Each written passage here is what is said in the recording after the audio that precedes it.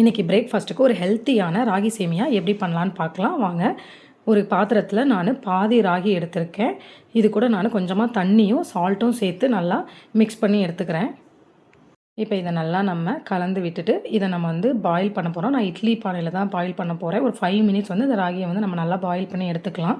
இப்போ அது பாயில் ஆகட்டும். நம்ம சைடில் சேமியா எப்படி பண்ணலான்னு பார்க்கலாம். அதுக்கு நான் சட்டியில் எண்ணெய் சேர்த்துட்டு எண்ணெய் நல்லா காஞ்சதும் கடுகு சேர்த்துருக்கேன். உளுந்தம்பருப்பு கடலைப்பருப்பெல்லாம் சேர்த்து நல்லா ஃப்ரை பண்ணிவிட்டு இது கூட சின்ன வெங்காயமும் கொஞ்சமாக கருவேப்பிலையும் சேர்த்துக்கிறேன். காரத்துக்காக 2 பச்சை மிளகாவும் ஒரு ட்ரை சில்லியும் சேர்த்துருக்கேன். இது ரெண்டையும் சேர்த்து நல்லா நம்ம ஃப்ரை பண்ணிக்கலாம். நல்ல ஆனியன் வெந்ததும் நம்ம நம்மக்கிட்ட இருக்க காய்கறியை சேர்த்துக்கலாம். நான் கேரட்டும் உருளைக்கிழங்கும் சேர்த்துருக்கேன். சின்ன சின்னதாக கட் பண்ணி சீக்கிரம் வேகிறதுக்காக சேர்த்துருக்கேன். காய்கறி நல்லா வெந்ததும் நீங்கள் நமக்கு தேவையான அளவு சால்ட்டு சேர்த்துட்டு இது கூட நம்ம வேக வச்சுருந்த ராகியையும் சேர்த்துக்கலாம்.